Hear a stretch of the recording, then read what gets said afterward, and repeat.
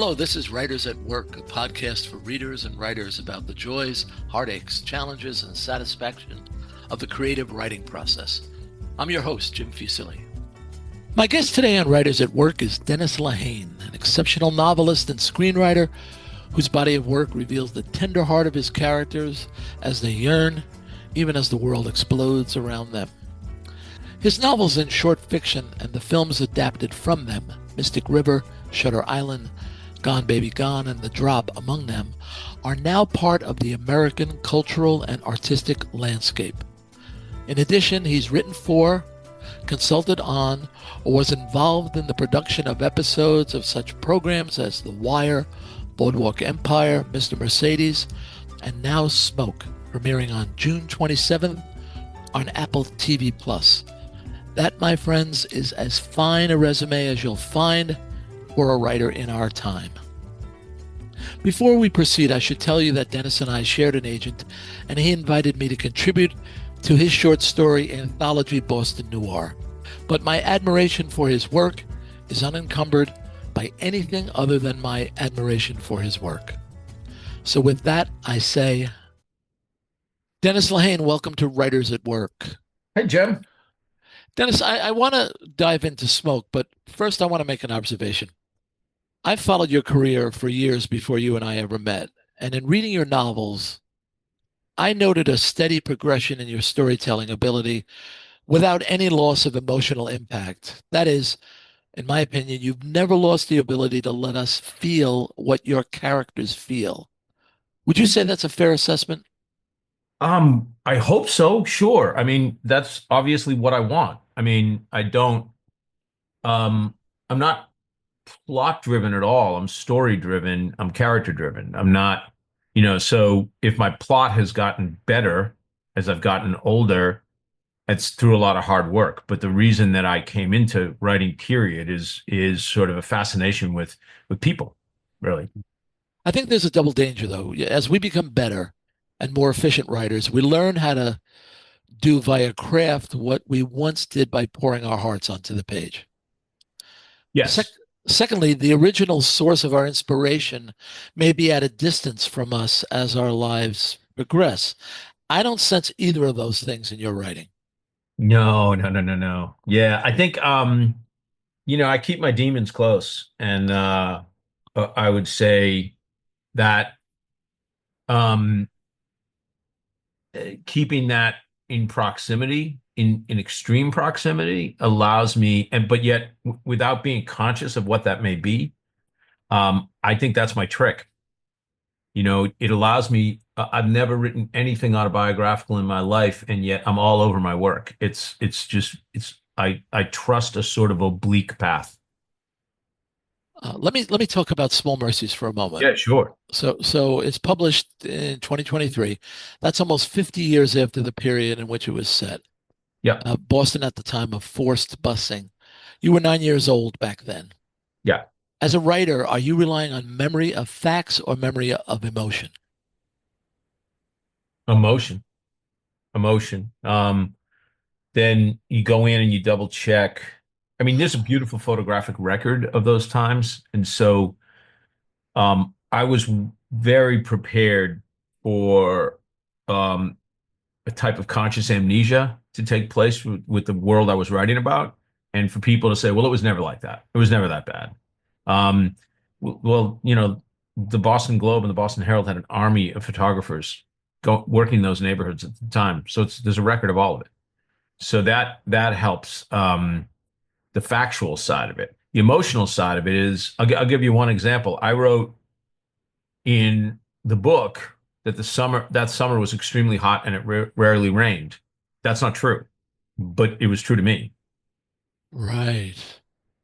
Do you so when you dive into those emotions, um, do they frighten you? Oh, not at Go all. ahead. No, Not at go ahead, all. please. Catharsis. It's all Ah, catharsis. Um, ah. I had this inexplicable anger in me for a very long time. I didn't know where it came from. It didn't line up with my biography. It didn't line up with my parental situation. It didn't line up with anything.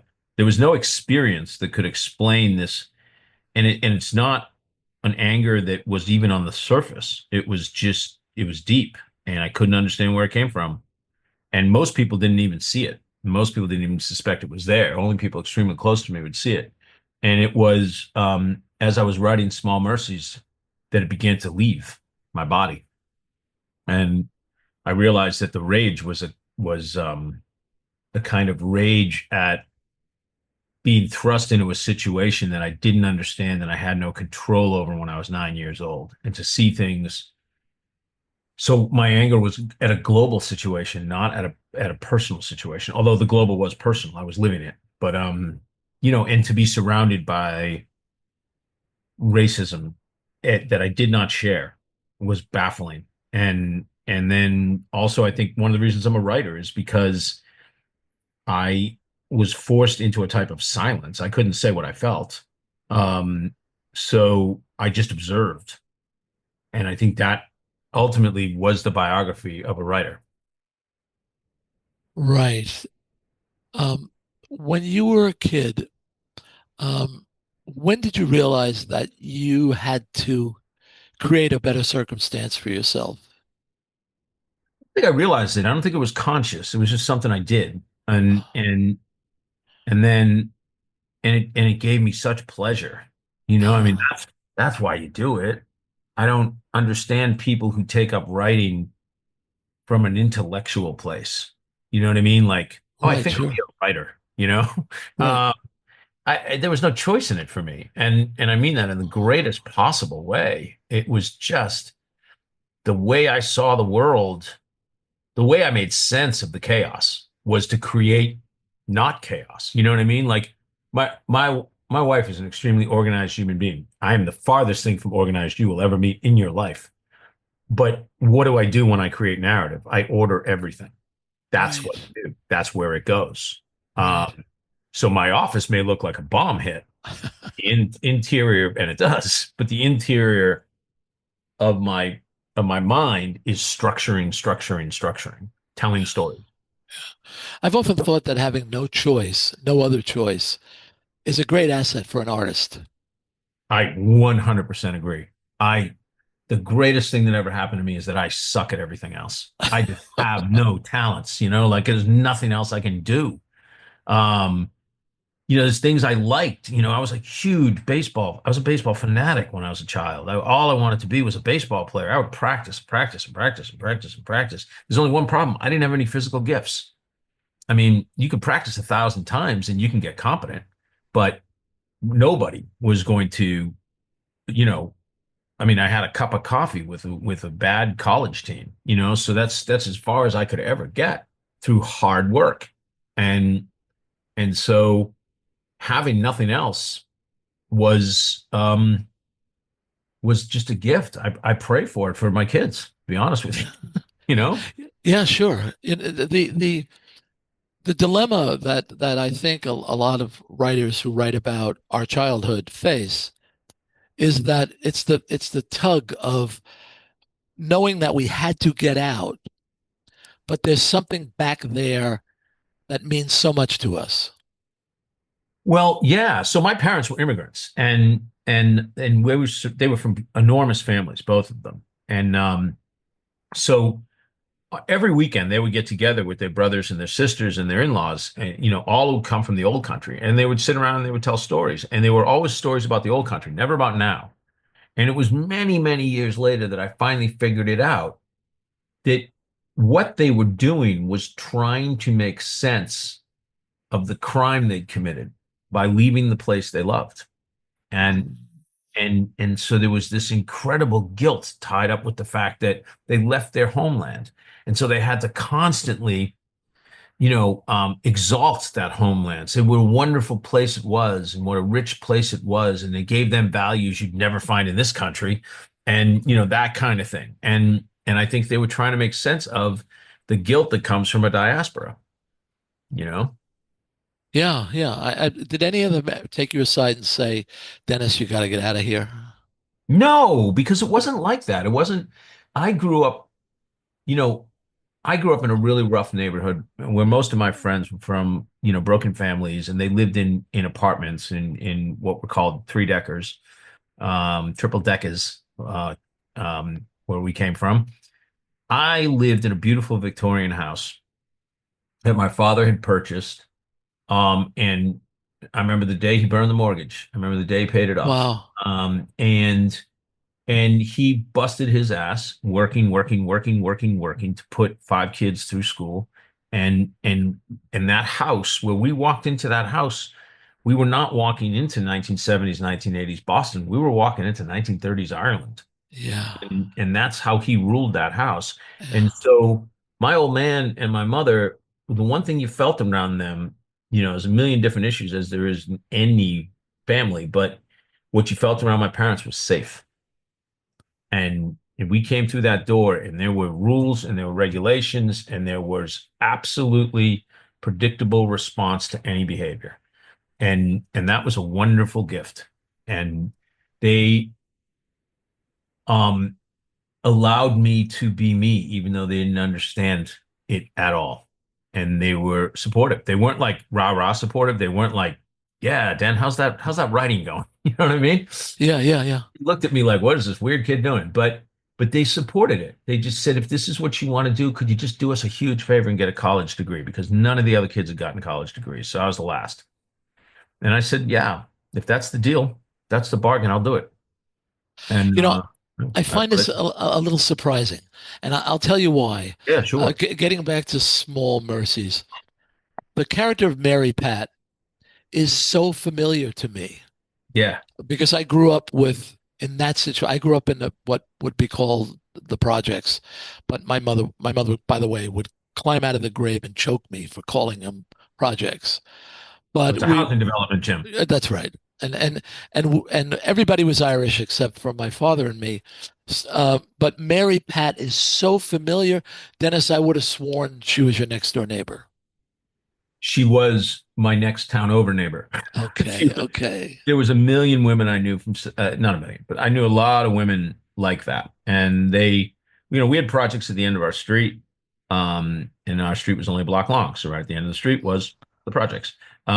We had really rough women all around us, just all around us. It was, my Right. brothers ran with a loose gang, not an affiliated gang, just a group of guys, and they came from one street over, and that street was, man, that street was tough. And the women who lived there and their mothers, they were tough, man. They had the cigarettes hanging out of their mouths. Sure. They had swore like sailors and all that. Then you went into Southie, and you saw, Southie had three major housing developments, and you saw those women, and you were like, damn, like that's even a whole another level.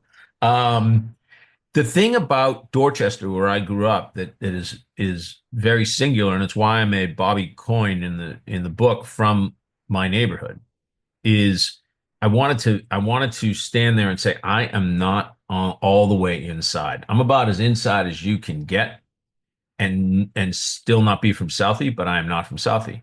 And the difference between South Boston, which was the next neighborhood over, and my neighborhood was you actually saw black people in my neighborhood. You didn't see them in Southie, period. So And your position was observer, and yeah, which could make you the narrator, the storyteller. yeah, that's it. And I never made claims. I really specifically have a whole passage about how Bobby feels about being an Irish guy from Dorchester, the next neighborhood over, and yet feeling there was something unknowable about South Boston because I wanted that. I wanted to be able to say, I'm not saying I'm from here, guys, because I knew how parochial it would get, the reaction would get. Well, you're not from here. How dare you write about busing? Yeah, You yeah, know? yeah, yeah, yeah. So from 2002 onward, I think I have that right. You had dual careers, novelist and screenwriter. Did you see them as separate or part of a whole? I see it all as storytelling. And one of the things that I would try to do to be one of the things I would try to fight when I was teaching was I would say to students, try to think of yourself as a storyteller, not a writer. And it answers a lot of questions. Um, it there's something a little bit pretentious about writer. Storyteller is just that's all you are. You just tell stories, and and that's what I do. And so the method by which I tell them, look, if I could write songs, I'd be doing that too. I just love to tell stories, and what was happening with the novels was they were getting harder and harder to write, and simultaneously, um, we moved to California, and my marriage fell apart, and so I had to pivot, and this was 2014. I had to pivot hard into this. I'm living in a company town. I have to Right. pay for child support. I have to be a present dad. Um, that's extremely important to me, far more important to me than being a writer is being a parent. And so I said, what's the best version of you? The best version of me is a writer of screenplays, not a writer as a person, not a writer of novels. Novels demand too much focus for me, and I resent the time I'm away from them. And I need to be immediately up and focused on writing, which means if I drive my kids to school, I lose a day of writing if it's a novel. Right. I could write a script on the 50-yard line of the Super Bowl. There is no and I could write it at 3 o'clock in the afternoon. I can write it at 10 o'clock at night. I can write it at 10 in the morning. Doesn't matter. And so that that lack of need to have focus made me say, this is the parent I want my kids to see. This is the relationship I want to have with my girls. And so I leaned in hard to that and began to look. I'm going to give you the greatest example, shocking epiphany for me. I was running Blackbird. That was the first show I ever ran, soup to nuts. And so every single buck stopped with me. I'm in New Orleans. The heat was ungodly. We were having COVID outbreaks that were literally taking out whole departments. And we had everything collapse on us. There was one day where it was just all done. We were done. And it was never going to survive. And I remember being in the trailer trying to figure it out and thinking, wow, this is it. And then I thought, still beats the middle of a novel. And I mean that. There's no place lonelier in the world than the middle of a novel. As someone who doesn't do what you do, I find it difficult to imagine that it's easy. It's not. It's really hard, but it's Okay. not when and lonely as writing a novel. Gotcha. Okay, we're novelists, so we can say this to each other because I bet it's true. When you get to the middle of a novel, and we've all been there. I mean, I don't even talk to my friends when they're in the middle of a novel, you know? Like I Right. remember once having a conversation with Mike Conley and saying, "So what's going on?" He's like, "I'm in the middle." And I was like, "All right, talk to you in about 6 months," you know? Um, and in the middle of a novel is where every single thing that you conceived wrong, but didn't know it when you were writing the first third of your novel, shows its head, rears its ugly head. It's where a novel will collapse. And it usually happens on every single novel at some point in the middle. And you are 100% alone. There's nobody you can talk to. There's nobody who can bail you out. You just have to figure it out. And it could be months, it could be years before you figure it out. And and I feel like that is the thing that is worse than when something goes wrong on a television show, a massive production, because you have not only people to talk to, but you have people who are incentivized to fix the problem because nobody wants to lose all that money. Yeah, the idea of having help is Hmm. is I mean, as a novelist, I often tell the story that when you're in a band, by the time you get signed by a major label, you've got a team of people around you. You've had lots of experience. But with a novel, we have to show up with the final product. Uh, Before anybody's going to do anything. right. Yeah, Yeah. Hey, Dennis, exactly. before we move on to the screenplay, there's something I do want to ask you about. Um, and it's your short fiction. Um, it seems to me that that is where you would have to choose where to put your best stories, right? I mean, in general, a novel is too much in its entirety for all but the most expansive film project, but the short story is perfect for adaptation. Is that right? It's good. It's good for sure. I think the relationship, the one-to-one relationship is novel, long form television show, short story, film. Gotcha. And I find it interesting that I always found short stories the most difficult form to write. I find short stories 10 times as hard as a novel. And I find I find screenplays 10 times harder than teleplays. Ah, okay. Yeah, you've led me to my next question. I actually recall you and I having a conversation about how difficult you found short stories to write. Yes. Yet two of your short stories, Until Gwen and Animal Rescue, are among my favorites. And I mean, do you recall them being difficult to write? Until Gwen, no. Animal Rescue, yes. I mean, sorry, no, no. What are we talking about? What was the other one you loved? Until Gwen and Animal Rescue. Oh, well, Animal Rescue was easy because Animal Rescue came from my first chapter of a book that fell out on me. Um, until Gwen flowed out, it just exploded out of me one Oh night. God. Because it was, it had been hovering over my neck. John Harvey, I don't know if you remember the writer John Harvey. John Harvey was doing a compilation, an anthology, and he asked me for a short story. Well, I think when we were drinking at a like a BarcherCon or something, and I said sure.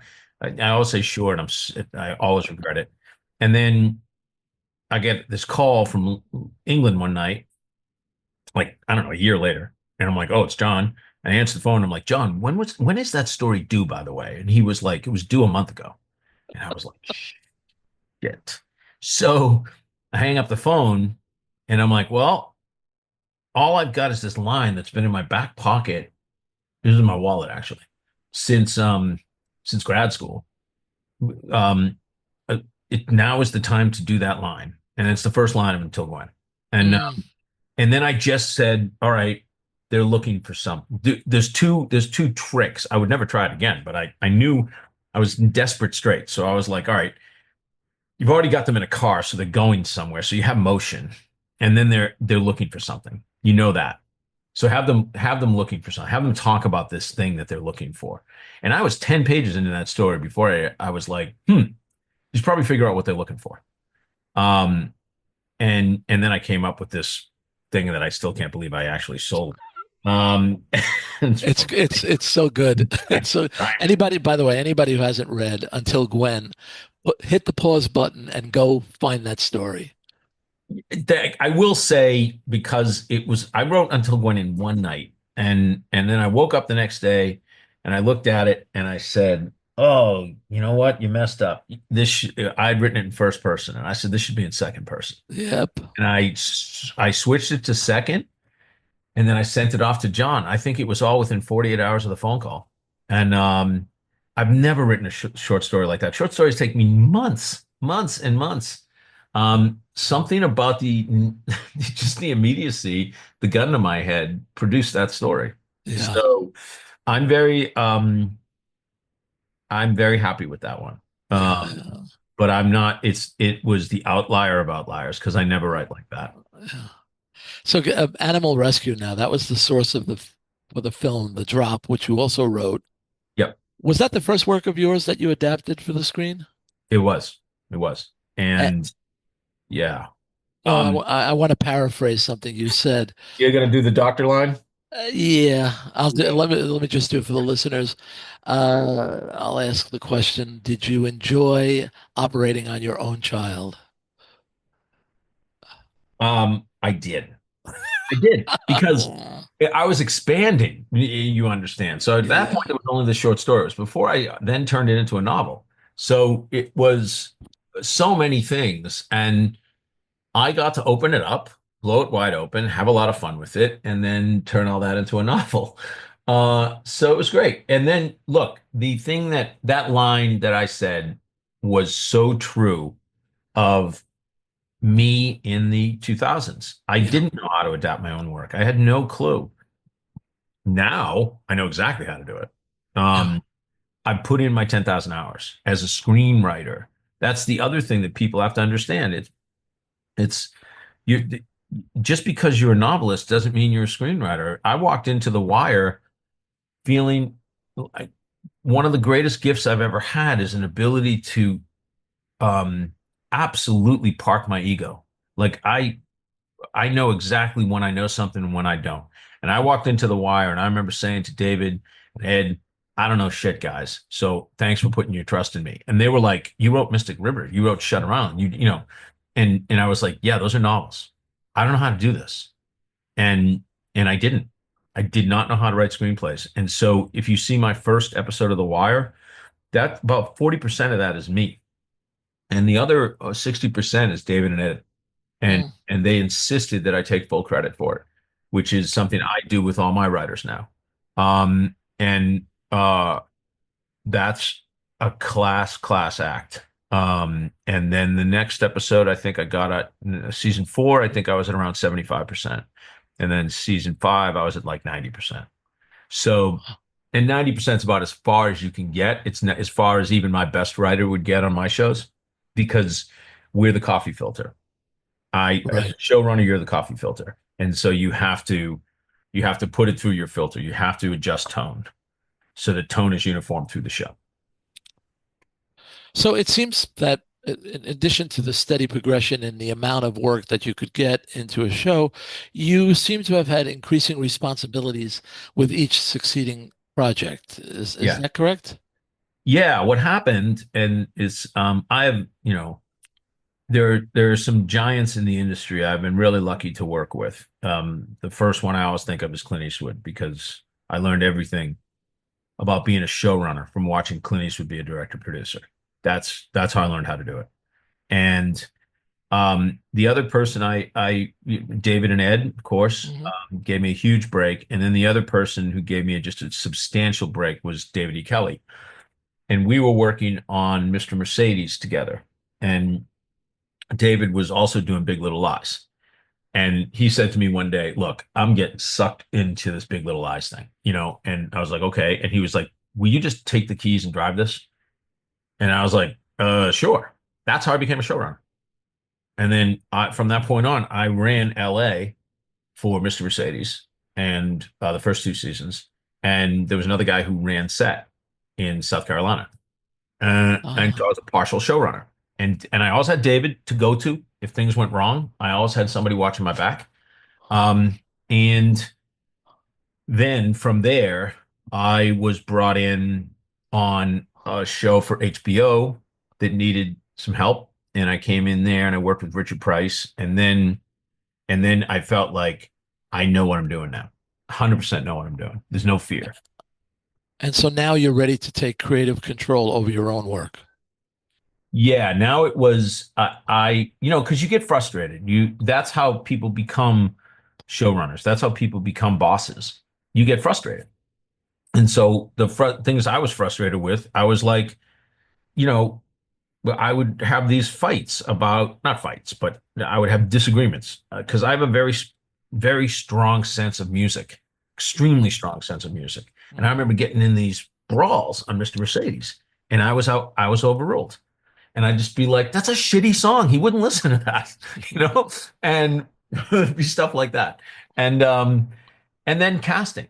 I fought to get somebody cast on the second season of Mr. Mercedes, and I was right. And I was like, I don't want to have these fights to get somebody cast. I trust my taste in actors. So I want to cast everything. And so that became what I started to do. Then I go into Blackbird and I cast the show and I feel okay. And then all the music in Blackbird, that's me. And on and on and on. And then there's so many other places where I don't want to have control. And so I pick really great people who are great at their jobs, and I empower them, like art design or set deck or production design. I'm not somebody who's breathing down somebody's neck over stuff like that. I have no skin in that game. I'm like, okay, wow, that looks great, fantastic, great job, or tweak that, and then great job. Um, so that's why I became a showrunner.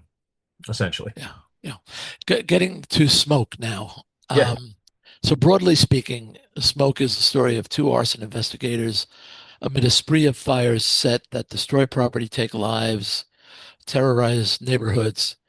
And as its creator, you're wearing many hats, as you sort of just alluded to. yeah, Is writing still the backbone of what you do? cool. Oh, 100%. So 100. you're getting a pinch, and you remember that you're a writer and you're a creator. I am never truly myself unless I am writing. I mean, that's it. You know, the truest line I ever wrote about me is in Mystic River, and it's you take away my job and I disappear. And one of my favorite lines in the history of film is Al Pacino in The Heat when he says, "All I am is what I'm going after." That's me. And I do feel at my core that's who I am. Like, yes, there's a Dennis who's I hope a really great dad and a really great friend and a really great husband. I hope I'm all those things. But at the end of the day, my identity is completely fused to being a writer, You know, completely. And I'm sorry. I've seen the series, so I want to be careful not to spoil anything. So if you think sure. I go too far, just shut me down, okay? Yeah, yeah, sure. Knowing your work, I was struck by how in episode one of Smoke, you immediately thrust us into the environment in which your character is grappling to survive. And this is exactly what we saw in Small Mercies when we see Mary Pat trapped in her environment. Um, she's in a decrepit housing project, neighborhood controlled by gangsters. Everything's about to explode. In Smoke, we see the arson investigator surrounded and seemingly trapped by fire. Had I not known that you were the writer and creator of Smoke, I would have said that is a very Lehane scene. Or am I overthinking this? No, 100%. That's what we said. But, that was my first thing. I said, but if I'm writing a show about fire, right, in all its permutations, and the first thing you're going to feel is fire. The very first thing, you got to feel it. And we shot that opening sequence. My God, I just can't say enough about Sam McCurdy, who was the director of photography. I cannot say enough about that man.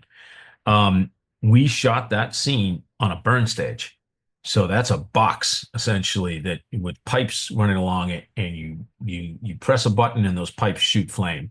And Taron, I mean, I can't believe he did this. Taron went in there, fully suited up as a fireman, and did that scene. There's no stuntman in that Oh scene, my. and there's no fake fire in that scene. There's no CGI. That's 100%. And the use of reflections and the use of just incredible camera work to make you feel there's just old school filmmaking that he is actually right in it is amazing. That fire was all around him, don't get me wrong, but he was not nearly as close as it seems Yeah. because it was just Sam McCurdy doing this incredible work with the camera. Oh. Um, and we were ready, man. When we had everybody, that was if anything had gone wrong, we could shut that stage down literally in a half a second. I saw it happen several times. Not anything going wrong, but shutting it down. We'd say cut, and all those flames would disappear like that. Um, but yeah, we wanted you to be immersed, 100% immersed in fire. And what I said to everybody when we started the show was, I said, look, what CGI has destroyed fire for me. I mean, I'm not saying there are exceptions. There are exceptions. Event Horizon is an exception, but the vast majority of fire on TV and movies looks terrible. And so I said, look, if Ron Howard could do Backdraft 30 years ago and it looked fantastic, and it still does, it holds up, and that's prior to CGI, there's got to be a way. We got to find a way. And those were our marching orders. So And one of your antagonists is fire. I mean, one of your characters is it's fire. fire, without a doubt. And how do you and I think you gave it dimensions that allow us to see it having a personality. And in your story, the personality is benevolent. I mean, how do you do that as a writer? You just do it. I don't know. I don't know. You That's just not do helpful, it. Dennis. Come Bro, on. look, here's what it is. David and I used to talk about this a lot, and David Kelly and I, which is when we were discussing another writer, the question was, can you swim in it? Can you swim in the scene? So every writer walks off with the exact same tool set from a writer's room. You walk off and you have your cards, and your cards tell you what each scene is what's gonna happen in each scene. The the writer who is probably always going to be a junior level writer is the writer who just writes those cards. That's it. They walk off with their cards and they write those cards. That's it. And then you get back to screenplay exactly as you saw it on a board. The great writers, in my opinion, swim. They swim into the scene. They start to say, okay, now I'm in here. Now I know what my walls are. Can I make this scene live? Can I make the scene richer? And you just do it naturally, organically. My best writer, Molly Miller, she's like that. I give her a scene and I'm like, holy God, I never would have thought to do that. Wow. So she knows how to swim within a card. And I think that's what you do. And so what I started with was this is a show about fire. And fire is beautiful, fire is dangerous, fire is destructive. Fire warms our homes, it heats our food. It's why we have advanced as a species. It's sexy, and yet it's also horrific and scary as hell. And so I wanted all of that. I wanted all of that right there. And I knew too that my arsonists would have very different motives for why they were setting these fires. Mm. And so I wanted to look at that. You know, the thing that inspired the character of Freddie, who's our identified arsonist in the first episode, you know who he is, was there a series of fires that happened in Washington, D.C. in the 2000s. And they were done in that method. They were milk jugs shoved under porches. And there was a randomness to it. And anybody could have been killed in those fires and was often. And I just thought that's horrific. To me, that is pure chaos unleashed. And whereas the other arsonist is doing much more controlled burns that occasionally can get out of control. But Freddie is anarchy. Yeah, Freddie is a magical character, Dennis. Thank you. Again, without giving too much away, he seems to be so withdrawn as to be invisible, and it's actually painful to watch him communicate. Um, how did you write that character, or did you have to unwrite that character? That is to say, strip away from him. I just saw him right from the beginning. And Tare, who plays him and gives him just a titanic performance, in my opinion. And Tare and I had conversations really early where I was sharing what I thought of as a writer, which was he's God's lonely man. He's the last. He's absolutely 100% isolated. He was just chucked into the world, and he has no survival skills. I mean, he has survival skills, but he has no emotional survival skills. He has no psychological survival skills. He has nothing but pain in his past. And there are people out there like that, and we pass them every day. And I wanted to show you on one hand that what he does is evil, that there's nothing about that fire in the first episode that is fun or sexy or anything. It's absolute pure destruction, and people's lives are destroyed because of it. I wanted that. So you never ever think that I'm saying, oh, poor Freddie. At the same time, I'm also saying poor Freddie because Right. he is an absolute walking tragedy, and his story is a tragedy. And I needed both to do the writing and to find an actor who could embody that humanity and the humanity at the center of this guy, the tragic humanity. And I think I know the moment I found it, and I know the moment that Antare found it, and it's the same moment. It's when he gets his haircut. Yeah. And I was like, this is it. This is but the one thing I didn't count on in that scene, I always knew that scene was going to work, Right. when I wrote it. But then Antari took it to the next place because we didn't write the tear. Freddie didn't. Really? Yeah, Freddie didn't cry in the script, and Antari he just went all the way there because this is the first time in years, if not ever, that he has been shown tenderness and love in some way. And somebody has literally touched him. And so I I love that scene. I love that. This one of the things that you've achieved in this in several ways, and it's one of my favorite things about cinema, is that you made me want to help him. I was sitting there thinking, I could help this guy.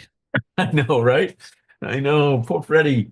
Yeah, but you can't. It's You too late. can't. Yeah. That's what I kept thinking. It's too late. Like if hope comes to somebody too late, then Freddie has no skills. He has no social skills. He has no way to wrap his head around these good emotions. He just doesn't.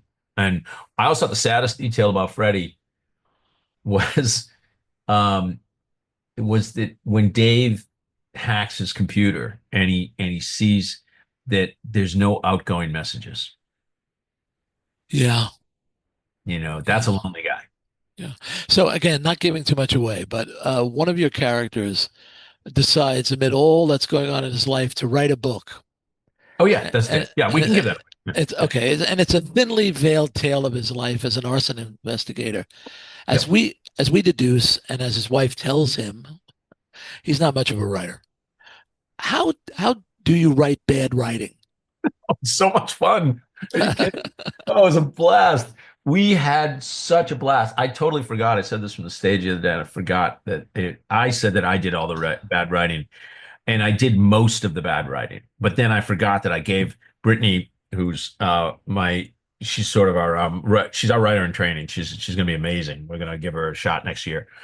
Um, I gave her some of the really bad. Once we knew he was bad, I let her write a series of passages that Michelle is listening to uh, as she's driving into a town, and I just think they're masterpieces of bad writing. Um, we, look, um, we all started somewhere.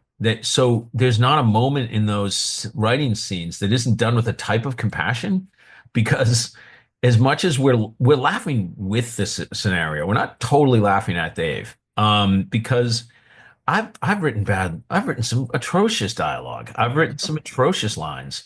I have been there looking across at somebody when they've said, "No, it's good." You know what I mean? After reading my work.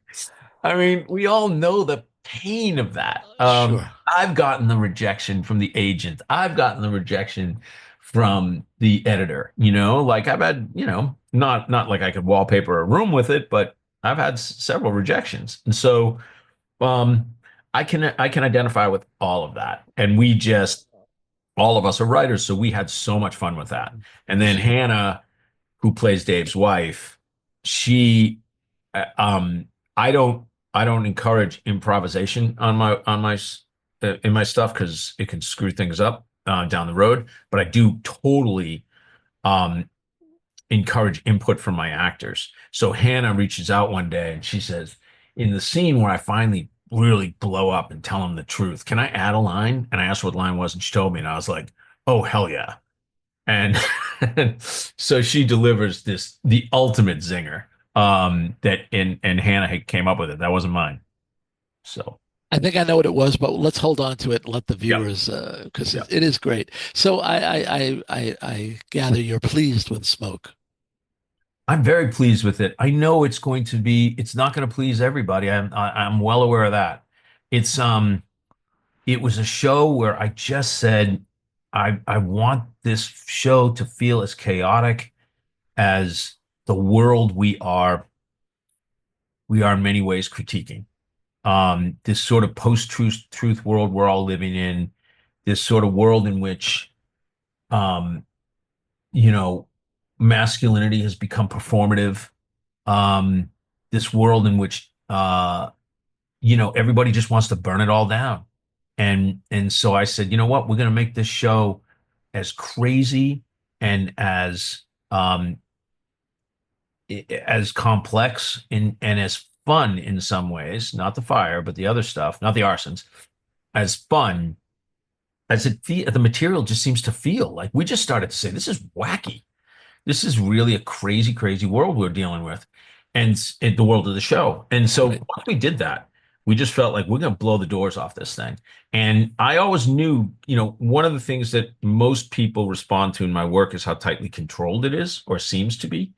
Um, there's a Swiss watch feeling to Blackbird. There's a Swiss watch feeling to Small Mercies. It's very tight. Um, Mystic River only takes place over the course of 3 days. I mean, there's people, I think, respond to that in my work. This is a different animal. This is broader, it's wilder, it's funnier in many ways, than anything I've ever done. So I hope the people who love it really love it and tell other people. So that's how I feel about it. I'm Well, the very one th one thing that you've done again, because you've done this countless times, is you remind us that we shouldn't think that the people we're passing on the street don't have rich internal lives and aren't that we should not ignore them. Let me tell you a very personal story. This is which informs Smoke a lot. I was living in Boston. We were living in this it was my sort of bachelor pad. It was fantastic. It was the fifth floor of a five-story building, right where Storrow Drive exits into the city by Fenway Park. And me and another guy got into this conversation. We knew that the owner was, aging, and we thought about maybe buying the building. It was the closest I ever came to being an investor in something. The problem was he was like, if we're going to do this, there's this huge homeless encampment right across the street underneath the overpass. And people are starting to get nervous coming around here. Should we, should we make a phone call? And I remember just thinking my entire life in that moment and my father and his values. And I was like, man, I can't knock the homeless. I just can't do it. There's just no way. Let them live, let them be, let them, and he was like, all right. Um, Within a week, the owner of the building had hired somebody to come in and fix the faulty alarm system. They'd taken out the old alarm system before they put in a new alarm system, and the building caught fire. Oh no. Yeah. 6 o'clock in the morning, the building caught fire. I was asleep. I was asleep underneath the fire, literally underneath it, right? And those homeless people, um, they rang all our doorbells. They smashed trash cans together, metal trash cans together to wake us all up. They alerted joggers in the park to scream. I was woken to the sound of people screaming fire from the exit overpass of Storrow Drive. They saved our lives. So those are the people we look past. Those are the people that our current political sequence, our current right-wing politics are demonizing, looking at them as if they're worth nothing. Those people saved my life. And I take my desire to look at those people and look them in the eye, and I take that very seriously because I wouldn't be here otherwise. And I say that to my kids all the time. I'm like, you wouldn't be here. I'm not saying you should go sit down with somebody who's raving or peeing in the street or anything like that. Like I'm not saying you should just, throw caution to the wind here, but always remember that there's humanity in every single human being you see, and you wouldn't be here without it. Like you wouldn't exist because I never would have been able to have you. My guest on Writers at Work has been Dennis Lehane, one of our very best writers, whose Smoke premieres on June 27th on Apple TV Plus. Dennis, thanks so much. Oh, thanks, Jim. Great to talk to you again. Writers at Work is a production of Bliss Publications. Erin Mitchell is our producer. Music is by Joni Mitchell, performed by Keith Jarrett. For more, see writersatworkpodcast.com. I'm your host, Jim Fusili. Until next time, happy reading.